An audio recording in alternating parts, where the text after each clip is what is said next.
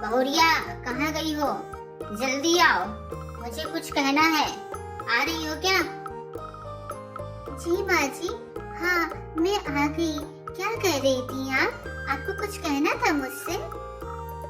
लड़की, तुम आज इतनी देर से क्यों उठी हो?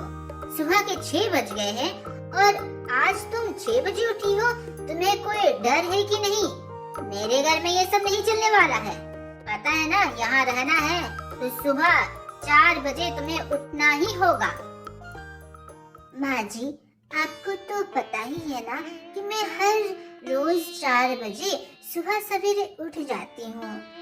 आज मुझे कुछ अच्छा नहीं लग रहा था, तबीयत थोड़ी सी सुस्त है। मेरे पेट में थोड़ा दर्द हो रहा था सुबह से, इसलिए आज 6 बज गए उठने में। ठीक है, तुम्हारा तो रोज का नाटक हो गया है और हमेशा यही बहाना तुम्हारा चलता है। माँ जी, आप मुझसे किस तरह से बात कर रही हैं? ऐसा लगता है कि आप मुझे पैसे देकर खरीद कर यहाँ पर घर पर लाई हैं क्या? मैं आपके घर की सदस्य हूँ, तो फिर आप इस तरह से कैसे बात कर रहे हैं? ऐसे तो कोई नौकरों से भी बात नहीं करता माँ जी। अरे जवान लड़ा रही है, आने दो हरिया को, आने दो मेरे बेटे को। मैं उससे ये सारी बातें कहूँगी कि किस तरह से तुम मेरे साथ बदतमीजी करती हो। माँ जी, मेरी तो तबीयत भी खराब लग रही है और ऊपर से आप क्या कही जा रही हैं? मैंने आपसे क्या ऊंचे स्वर में बात किया? क्या आपको गाली दिया या फिर आपसे बदतमीजी किया? बस यही बोल रही हूँ माँ कि आप मुझसे थोड़ी सी ठीक से बात कीजिए, इस तरह से नहीं जैसे कि मैं आपकी गुलाम हूँ। माँ जी, एक चीज बताइए, क्या आप इस तरीके से आप अपने पति से या फिर बेटे से या फिर बेटी से या किसी और से ऐसा से बात करती है जैसा कि आप मेरे से बात कर रही हैं? बहुत हो गया तुम्हारा बकवास, तब से मैं सुन रही हूँ। हे प्रभु, किसका मुंह देख लिया कि सुबह सवेरे ये सब सुनने को मिल रहा है। आने दो बेटे को, मैं बताऊंगी। कल की नई नवेली दुल्हन आई और मुझे सिखा रही है कि मुझे किस तरह से बात करना चाहिए। सुन लड़की, आज मुझे बहुत ही चटपटा चीज खाने का मन कर रहा है, इसलिए तुम अभी उठी हो, जाओ घर वर साफ करो, कपड़े उपड़े रखे हुए हैं, बर्तन रखे हैं, सब चीज काम करने के बाद, खाना बनाने के बाद मेरे लिए पानी पूरी बना देना। और सुनो, साथ में मुझे मीठा भी खाना है, तो मुझे गुलाब जामुन और हलवा और साथ में खीर, ये सारी चीजें चाहिए खाने के लिए। और ये सारी चीजें 10 बजे तक तैयार रहनी चाहिए। माँ जी, आप ये क्या कह रही हैं? इतना ढेर सारा काम और वो भी 10 बजे के अंदर मैं कैसे कर पाऊंगी?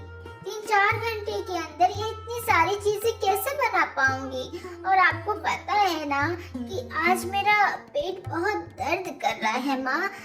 आप अगर मेरी मदद कर देते तो घर के काम में बहुत अच्छा होता माँ।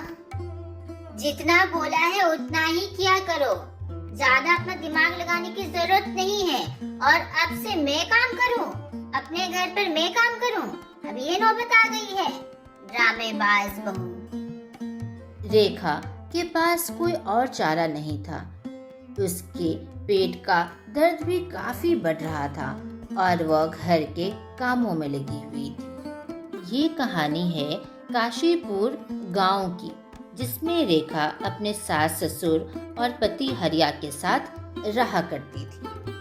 रेखा की सास रेखा को बिल्कुल भी पसंद नहीं करती थी और उसे घर का बहुत सारा काम बेफिजूल करवाया करती थी ताकि उसकी बहू परेशान रहे और वह खुद हाथ पैर जोड़कर बैठा करती और बस अपनी बहू को हुक्म दिया करती। शादी के 2-3 साल होने के बाद भी रेखा के प्रति उसके सास का व्यवहार वैसा ही रहा।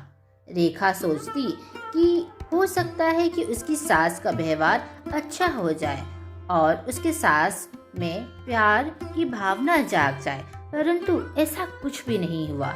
उसकी सास खरूस की खरूसी थी। रेखा का पति हरिया स्वभाव में काफी अच्छा था। रेखा कभी कभी अपनी दिक्कतें अपने पति हरिया को बताती थी और रेखा हरिया वो सारी दिक्कतों को एक साथ मिलकर हल करने की कोशिश करती थी। लेकिन हरिया की एक बात खराब आदत यह थी कि वह अपनी माँ की सारी बातों को सच मानता और जहाँ पर रेखा उसकी माँ के बारे में थोड़ा सा कुछ बोलती तो वह भड़क जाता। सास ने जो भी कहा था रेखा ने वह सारा काम करके रख दिया और कहती है, माँ जी, मैंने घर के सारे काम कर दिए, झाड़ू पोछा लगा दिया, कपड़े हाथ से धो दिया, बर्तन भी मांज दिया है और आपने जो भी बोला था ना पानी पूरी और मिठाइयाँ बनाना, वो भी बना दिया है और खाना भी बना के रख दिया है। माँ जी, आपके लिए पानी पूरी लाऊं क्या? अभी आप खाएंगी क्या? मैं निकाल कर खा लूंगी। ड्रामा क्या दिखा रही है कि बहुत चिंता करती है? सुन, अभी बहुत सारा काम पड़ा हुआ है, अभी बाहर जा सब्जी लेकर आ, समझी? रेखा सब्जी लाने के लिए जाती है। उसके पेट में दर्द तो काफी हो रहा था, लेकिन वह क्या करती। रेखा जैसे ही बाजार को निकलती है वैसे ही हरिया घर को आता है और माँ को देखकर कहता है, माँ, रेखा कहाँ है? घर में कहीं दिख नहीं रही। अरे क्या बताऊं बेटा, वो तो गई है सहेलियों के साथ घूमने के लिए और पता है पूछ के भी नहीं गई है। वो तो पड़ोसी वाले ने बताया कि वो गई है बाहर घूमने के लिए। मैं क्या बताऊं? ठीक है ना माँ, अगर वो गई है तो आ जाएगी, क्या दिक्कत है? और मैं अपनी पत्नी को तो जानता हूँ कि जाने से पहले वो घर का सारा काम करके गई ही होगी, खाना तो बनाकर गई होगी। तो अगर अब वो जाती है सहेलियों के साथ घूमने तो जाने दो ना माँ, क्या दिक्कत है? उससे भी तो खुश रहने का हक है माँ। बेटा, तुम बहुत भोले हो, बहुत भोले। लगता है तुम्हारी पत्नी ने तुम्हें कोई घुट्टी पिला दिया है। लोग सही कहते हैं, जोरू का गुलाम। बेटा, तू भी जोरू का गुलाम हो गया है। माँ, ऐसा क्यों कहती हो? क्या अपनी पत्नी का चिंता करना, ख्याल करना कोई गलत बात है? क्या जोरू का गुलाम है? मेरी भी पत्नी तो इतनी मदद करती है, वो भी हमारा साथ निभाती है, तो क्या वो पति की गुलाम हो गई? क्या वो सास की गुलाम हो गई? ये तुम कैसी बातें कर रही हो माँ? अरे बेटा, ऐसा ना बोलूं तो कैसा बोलूं? तुम्हारी लुगाई तो बस उठी, नहा धोकर बस निकल पड़ी दोस्तों से मिलने के लिए। घर का सारा काम, एक एक काम मैंने किया है।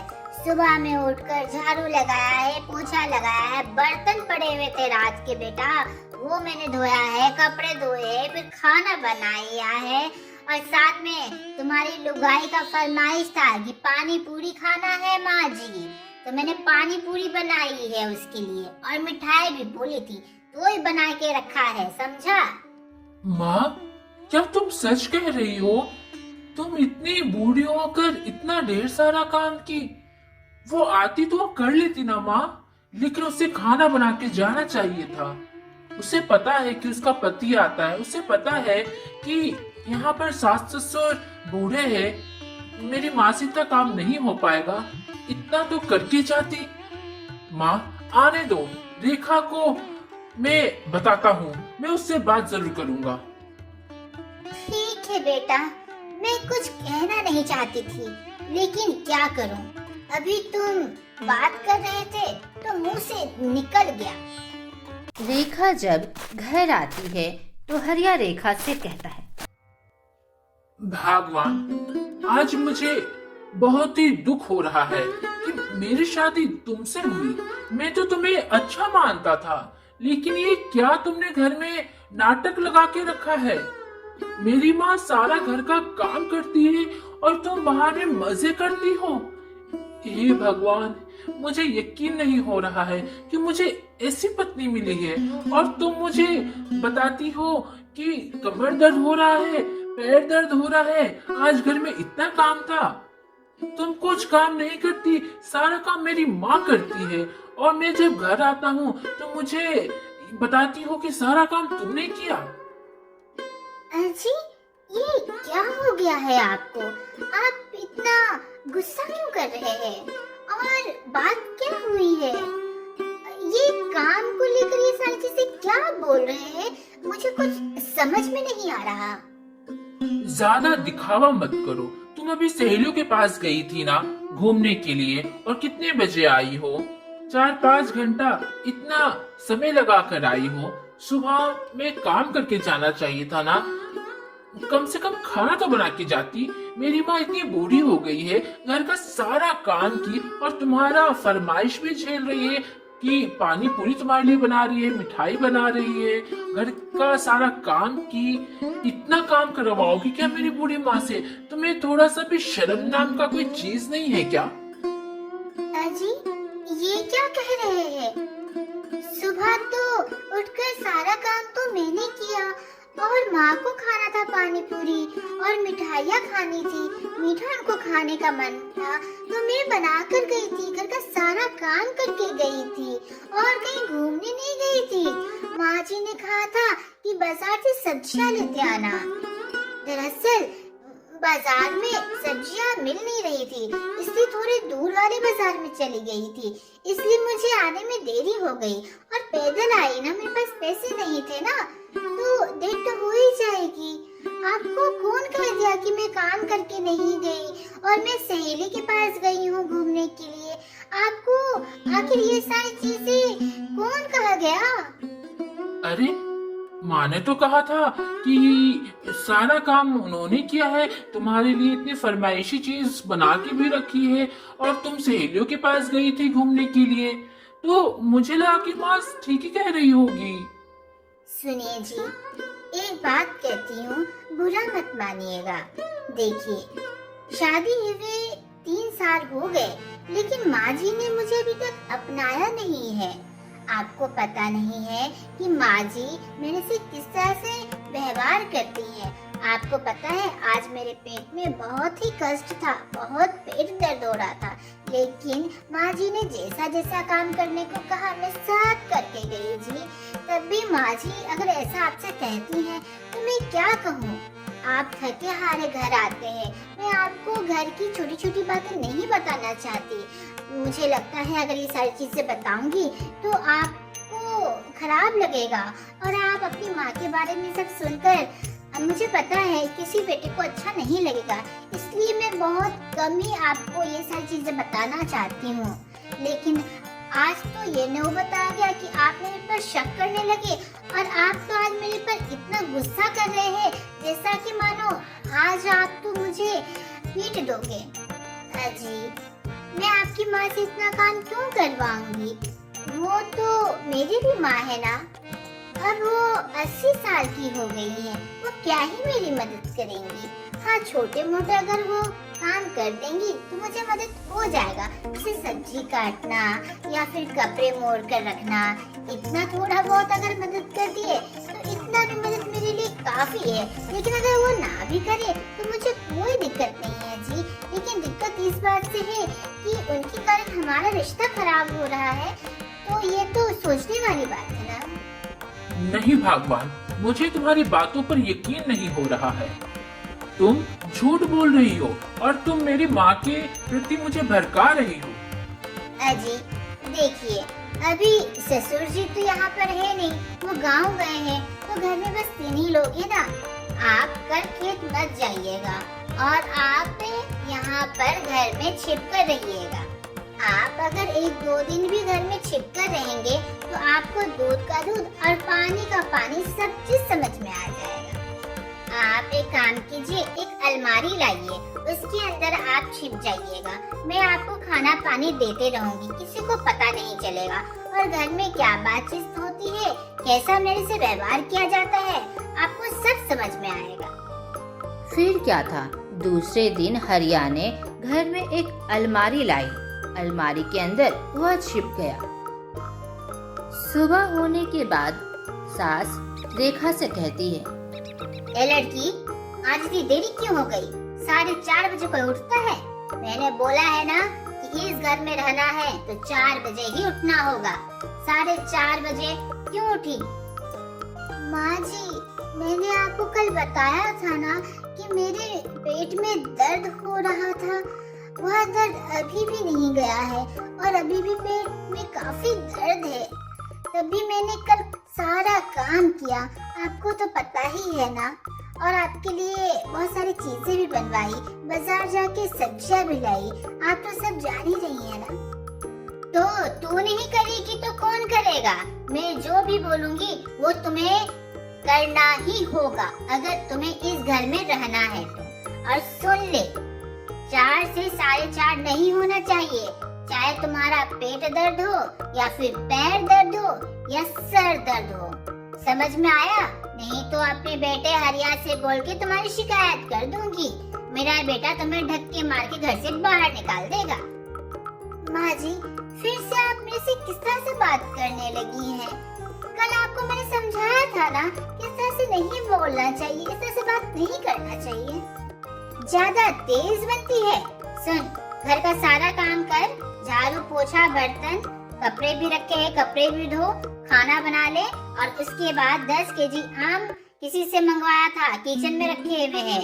गर्मी का मौसम है ना, सारे आम को अच्छे तरीके से काट कर उसका अचार लगाना है और 12 बजे तक ये सारा काम हो जाना चाहिए। माँ जी, मैं घर का सारा काम कर लूंगी। मेरा पेट दर्द हो रहा है तब भी कर लूंगी, लेकिन 10 केजी आम मैं कैसे काटूंगी, और वो भी 12 बजे से पहले? मेरा पेट काफी दर्द हो रहा है और बैठकर किस तरह से मैं कर पाऊंगी इतना ढेर सारा काम? माँ जी, कुछ तो आप दया दिखाइए। हरिया अलमारी के अंदर था और वह सारी बातें सुन रहा था कि किस तरह से उसकी माँ ने कल उससे झूठ बोला और वह उसकी पत्नी के साथ किस तरह से व्यवहार करती है जब वह घर पर नहीं होता है। रेखा घर का सारा काम करने के बाद आम काटती है। शाम को हरिया अलमारी से निकलता है और माँ के पास जाता है। अरे बेटा, तुम कब आए? पता ही नहीं चला। आज खेत पर ठीक से काम किया ना? हाँ माँ, ठीक से काम किया।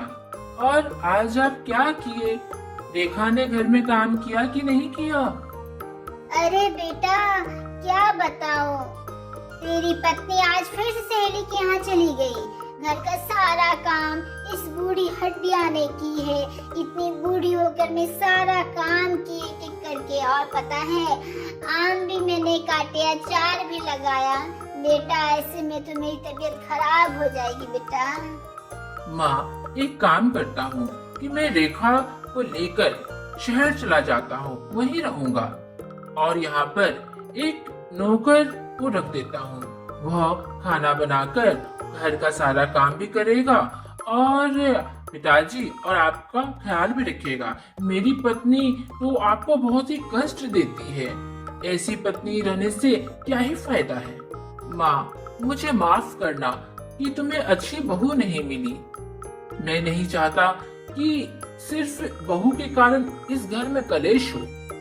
मैं कल ही एक नौकर ढूंढूंगा और वो घर पर आकर काम करेगा और तनख्वाह वो आपसे ले लेगा। ज्यादा से ज्यादा 10,000 या फिर 12,000 में नौकर आराम से आ जाएगा। वो घर के सारे काम करेगा और यहीं पर रहेगा, यहीं पर खाएगा पिएगा। हाँ, 12,000 में सब हो जाएगा। माँ, क्या कहते हो? बहू को कहाँ ले जाओगे? तुम लोग कहाँ जाओगे और नौकर रखोगे? और क्या बोल रहे हो, 12,000 रुपया लेगा? नहीं नहीं, जरूरत नहीं है। बहू तो मेरी काफी अच्छी है, उसे बाहर ले जाने की क्या जरूरत है? तब हरिया अपनी माँ से कहता है, माँ, आप मेरी माँ हो इसलिए मैं ये सारी चीज कहना नहीं चाहता था, लेकिन मेरी भी कुछ जिम्मेदारी है क्योंकि मेरी शादी हो गई है, तो मुझे भी पति धर्म अपनाना होगा। माँ, मुझे सब पता है कि आप किस तरह से रेखा से व्यवहार करती हैं और आप झूठ बोलती हैं कि किस तरह से आपने घर का सारा काम किया, लेकिन वास्तविकता तो कुछ और ही है।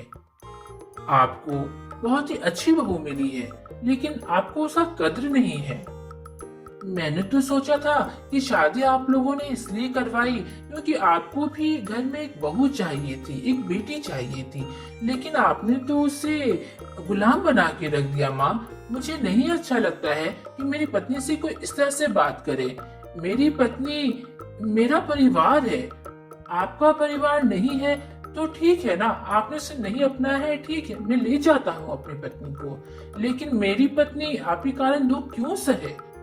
माँ, मेरी पत्नी भी इंसान है, उसे भी प्यार, सम्मान, खुश, ये सारी चीजों का अधिकार है, उसे भी ये सारी चीजें मिलनी चाहिए। सिर्फ तुम मेरी माँ हो, इसके लिए ये सारी चीजें क्या वो कुर्बान कर दे? इसका भी तो एक ही जीवन है जैसा कि हमारा है। बेटे ने पहली बार अपनी माँ के सामने मुंह खोला था और अच्छे तरीके से अपनी माँ को समझाने की कोशिश की। माँ को अपने बेटे हरिया की बात समझ में आई और माँ को अपनी गलती का एहसास हुआ। वो कहती है, बेटा, मुझे माफ करना। रेखा तो बहुत ही अच्छी है, वो बहुत सेवा करती है, इतना तो कोई और बहू नहीं करेगी। मैं उसे इतना ताना देती हूँ, तब भी 3 साल तक उसने मेरी बातों को सुना, कष्ट को सहा। वो मुझे बार बार समझाती थी कि माँ, मुझसे इस तरह से बात मत कीजिए, उसे बुरा लगता है, लेकिन मैं उसकी एक नहीं सुनती थी। बेटा, मुझे माफ कर देना, मैं बहू से भी माफी मांग लूंगी। बेटा, आज के बाद से मैं बहू को कोई भी कष्ट नहीं दूंगी और बहू के घर के कामों में हाथ भी बटाऊंगी। वो घर सिर्फ उसका थोड़ी ना है, घर तो हम चारों का है। हमें मिलकर घर में काम करना चाहिए, सहयोग करना चाहिए, तभी तो घर अच्छा रहेगा। मैं अब तुम्हें एक भी मौका नहीं दूंगी और मैं अच्छी सास बन के दिखाऊंगी। बेटा, उस दिन के बाद से रेखा और सास में काफी प्रेम था। एक दूसरे के कष्टों को दोनों समझती और दोनों एक दूसरे का सहयोग करती। कोई भी खुशियाँ होती तो दोनों आपस में बात करके खूब हंसती। यह प्रेम भरा माहौल देखकर हरिया बहुत ही खुश होता। तो देखा दोस्तों, एक चतुर होता है बदमाश, जो कि हरिया की माँ थी, जो कि चालाकी से अपनी बहू को कष्ट देती थी। लेकिन वहीं पर दूसरी ओर रेखा थी, जो कि चतुर थी, लेकिन उसने सत्य का साथ दिया और अपने पति की आंखों पर पट्टी हटाने की कोशिश की। रेखा की बुद्धिमानी और चतुराई से ही हरिया का परिवार आज सुख शांति से अच्छी तरीके से जीवन जिया। आज का प्रश्न, क्या बता सकते हैं रेखा के गांव का क्या नाम था?